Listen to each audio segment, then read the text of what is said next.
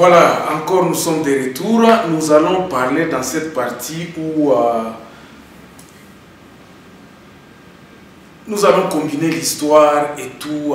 Donc, ceci va nous guider que Papa Loboya ici va nous parler un peu des solutions. Qu'est-ce que, si vous étiez aujourd'hui conseiller du président de la République, sur quel axe vous allez lui indiquer de commencer ou bien d'asseoir sa vision? La vision doit s'asseoir sur la recherche. On va recommencer, je n'enregistre pas.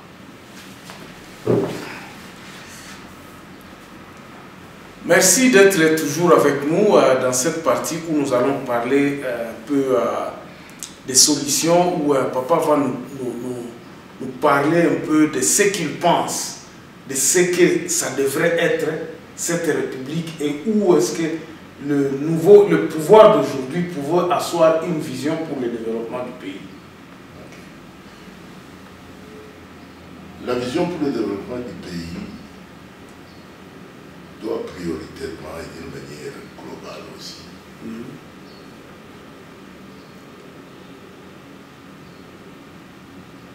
Réfléchir à rompre, il faut qu'il y ait une rupture avec les systèmes qui nous régissent jusqu'aujourd'hui. C'est-à-dire dans tous les secteurs, c'est-à-dire quoi? Nous avons les systèmes de recherche de pouvoir. Oui. C'est un système qui a été légitime et qui nous a caractérisés en cherchant l'indépendance vis-à-vis des Belges. Et nous avons retenu qu'il n'y a que de cette façon-là qu'il faut accéder au pouvoir. Bon, maintenant, exercer ce pouvoir-là, vous allez l'exercer comment? Et ça, nous n'avons pas réfléchi à ça. Ce qui explique qu'à la table ronde, la deuxième version de la table ronde, ça ne concernait même pas les Congolais. Donc nous sommes restés sur le pouvoir. Or, en restant sur le pouvoir, nous avons complètement vidé le sens du pouvoir. Surtout un pouvoir dans la gestion d'un pays. Nous avons complètement vidé le sens du pouvoir. Nous avons considéré le pouvoir à partir des droits d'aînesse, comme il y en a dans les familles, ou bien le pouvoir avec tout ce que cela entoure, considérer le roi comme un divin, et tout ça, des choses comme ça. Et c'est ça que pour nous, quelqu'un qui est au pouvoir, c'est un divin, c'est un type qui ne peut pas se tromper, c'est un type intouchable. Papa Bomoko. Papa Bomoko, voilà. Nous avions hérité pratiquement de ces... Oui. Alors, nous devons rompre d'abord cela au niveau du pouvoir. Nous devons rompre cela au niveau de la culture. Quelle est la culture que nous avons aujourd'hui? J'ai dit ici, nous avons la culture de la peur, la haine et tout. Cette culture-là, nous devons l'abandonner parce que c'est une culture qui ne favorise pas la cohésion d'un peuple. Nous avons à rompre aussi avec le système de gestion économique. Le système de gestion économique qu'on nous a imposé, qui continue jusqu'à aujourd'hui, c'est un système individualiste. Un système capitaliste donc, qui favorise le profit de l'individu au détriment du reste de la population. Et c'est ça que nous avons vécu. J'ai souvent donné l'exemple de la NIBA. Premier producteur de diamants sur le plan mondial, mais quand vous allez en Bushman, vous ne verrez pas les répercussions de cette position. Mais par contre, si vous allez à Anvers, si vous allez à Bruxelles, vous allez trouver les répercussions de cette position. Mais à côté ici, papa, nous étions à Botswana, où il y a la production du diamant. Mais c'est vraiment... Vous vous dites, mais où est le Congo? Voilà. Où est le Congo? Le petit Botswana bénéficie. Et quand on vous explique le fonctionnement et le bénéfice de ces diamants, le peu de diamants qu'ils ont, et et la place dans le budget national, national. Vous comprendrez que non, il y a des gens qui se sont respectés. Papa, est-ce que c'est là, quand on parle souvent de notre pays, nous avons 60 ans d'indépendance. Oui. Est-ce que nous pouvons dire aujourd'hui que l'intellectuel congolais, nous ne pouvons pas nous octroyer cette indépendance économique? Est-ce que nous ne sommes pas vraiment à la hauteur de nous octroyer cette indépendance-là? Qu'est-ce qu'un intellectuel? Nous dévoiler de cette casquette toujours de dire que non, la colonisation, nous avions hérité de ceci.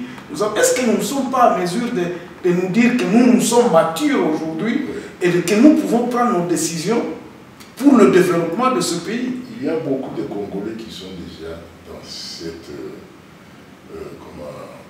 optique ou bien dans cette optique-là, mais malheureusement, qui ne sont pas compris. Je prends l'exemple, par exemple, je parle souvent de la Renaissance. Oui. La Renaissance a commencé dans notre pays par rapport aux autres pays africains bien avant, bien longtemps. Je prends ce que le cardinal Maroula avait fait, disons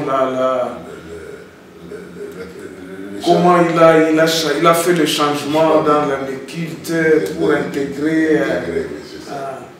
Mais c'est déjà la Renaissance.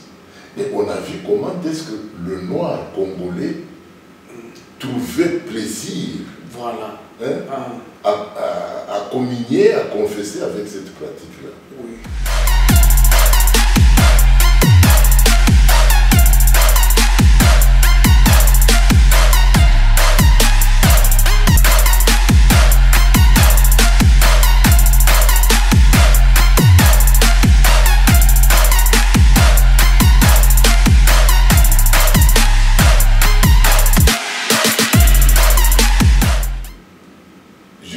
Sur une autre documentation, toujours l'église catholique, vers Chikata ou bien Luebo, ils ont introduit les cultes des ancêtres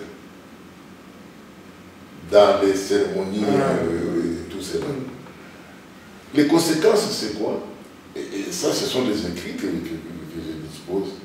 Il semble que l'église les gens commençaient à venir nombreux dans l'église. Voilà.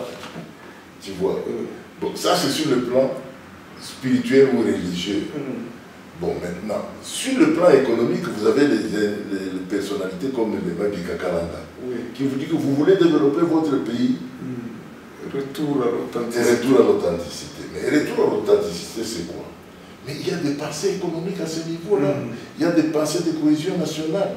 Il y a des pensées qui ne favorisent pas les suspicions, les mensonges et tout cela, ça n'existe pas.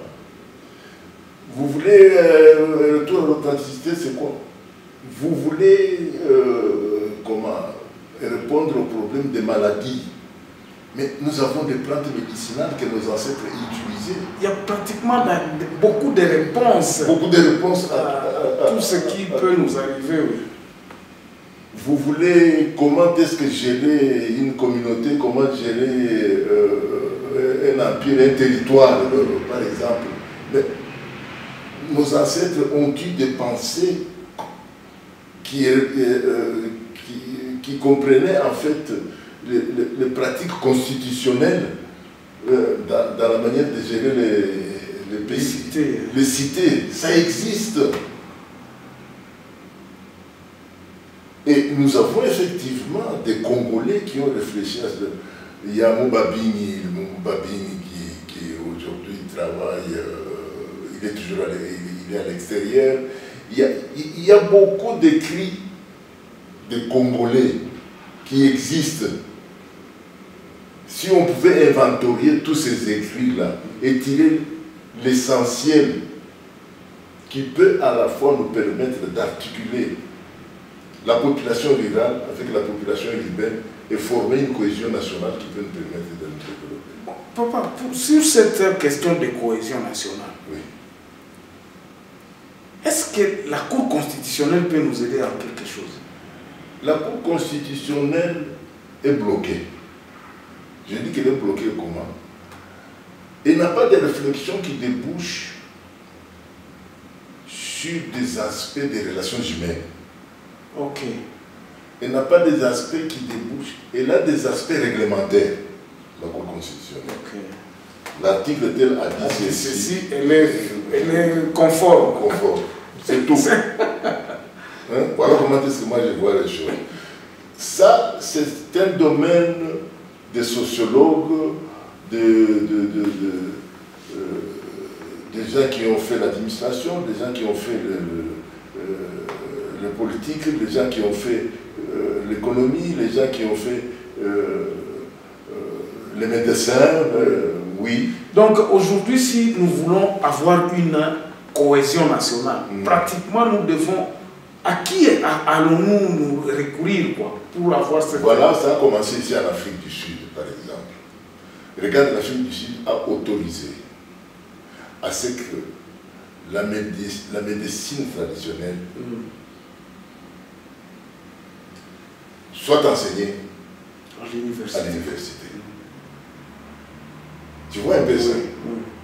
Donc on connecte celui qui a la connaissance de cette médecine à une génération qui monte.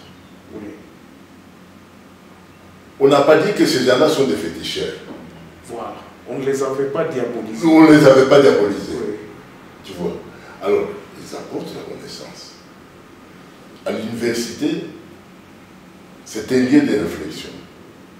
La connaissance qu'on leur apporte, ils peuvent l'intégrer dans l'actualité et ils peuvent aussi créer quelque chose de nouveau, mais à partir de ces éléments. Parce qu'ici en Afrique du Sud, il faut dire que nous avons des moutis, ce qu'on appelle moutis, qui sont embouteillés, qui sont reconnus. Oui. Il y a des organismes qui s'attellent à reconnaître que non, ce moutis ici, hein, qui vient de la médecine traditionnelle, qui soigne le diabète, qui soigne beaucoup d'autres maladies. Oui.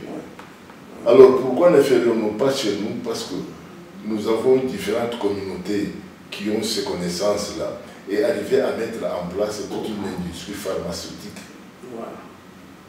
Et ces produits, puisqu'ils auront fait leurs preuves sur le plan national, les pays limitrophes vont commencer à les demander. Il y a, c'est un Ougandais, oui, un Ougandais, un ingénieur, qui a étudié aux États-Unis et tout cela, ainsi de suite. Il a terminé ses études aux États-Unis. Oui. Il est rentré en Ouganda. Il a pensé à quelque chose de formidable. Comment on appelle ça? Les filles qui connaissent la menstruation. La menstruation et tout cela. En Ouganda, quand une femme atteignait cette période, elle était exclue de la société. Et lui, quand il est rentré au pays, il a réfléchi à créer les langes. Oui. À partir de plantes en Ouganda. Et il a fabriqué ces histoires-là, qui coûtent moins cher par rapport à tout ce qu'on importait. Et aujourd'hui, en Ouganda, les jeunes filles, les femmes, quand elles atteignent cette période, il n'y a plus de problème de l'exclure de la société. Okay. Donc, tu vois un peu un certain esprit de créativité, d'inventivité. Parce qu'aujourd'hui, en République démocratique du Congo, pour revenir à cette unité nationale, la recherche de ces Balouba, du Katanga, de cette histoire-là, c'est ça qui empêche aussi le développement. Mais comment est-ce que nous pouvons... Quelle est la solution aujourd'hui si on posait la question à Papa Luboya? Qu'est-ce que vous pensez? Comment est-ce que nous pouvons faire pour que au fait, cette idée d'unité nationale puisse regrouper les gens afin d'être orientés sur une idéal qui les regrouperont pour le développement du pays?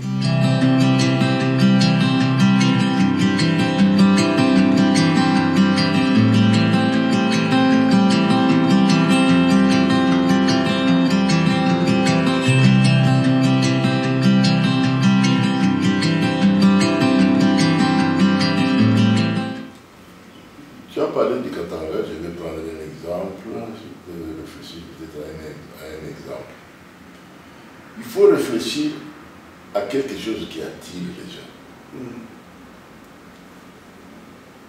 Qui attire les gens dans le sens de progresser d'aller à un endroit. Je prends l'exemple du sport. Vous avez un très bon joueur qui n'est pas Katangé, mais qui est Kassaïen.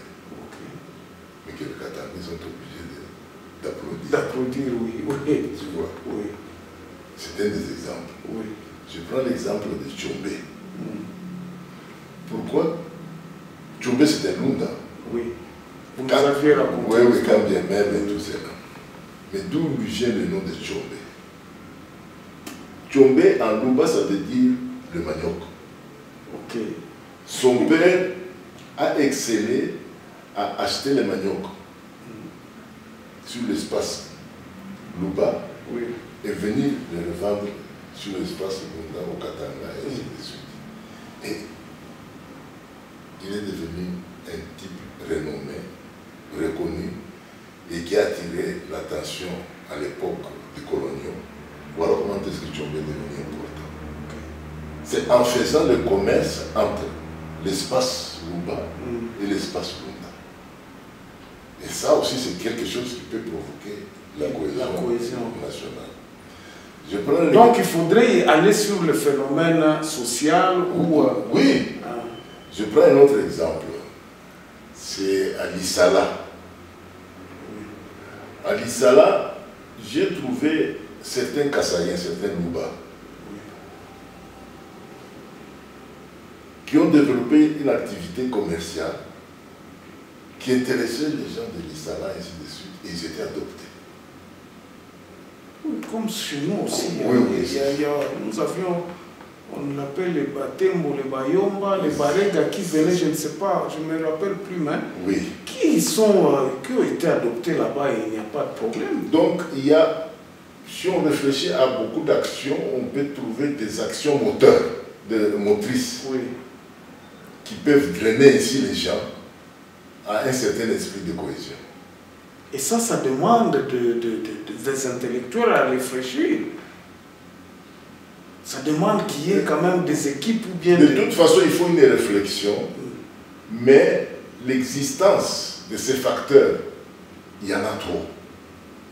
Le problème, c'est de les concevoir et de chercher à comment les appliquer. C'est tout. L'application doit tenir compte, effectivement, de la mentalité de l'époque. L'objectif étant de créer la cohésion nationale. Alors, la réflexion va consister à comment converger cette mentalité vers une cohésion nationale. Et ça, on peut facilement trouver. Je vais parler par exemple de sport. Je vais parler de la musique. Enfin, on peut faire de la musique. C'est de l'art. Oui. Nous avons par exemple les Tchokwe qui ont une façon de danser. Vous avez les Luba du Katanga qui ont une certaine façon de danser. Vous avez les Lunda qui ont une certaine façon de danser. Ce sont des expressions aussi qu'on peut utiliser dans voir comment est-ce que mixer ces choses-là. Ici en Afrique du Sud, on voit combien la culture est portée au niveau de choses. Même aux États-Unis, il y a des séances qui se...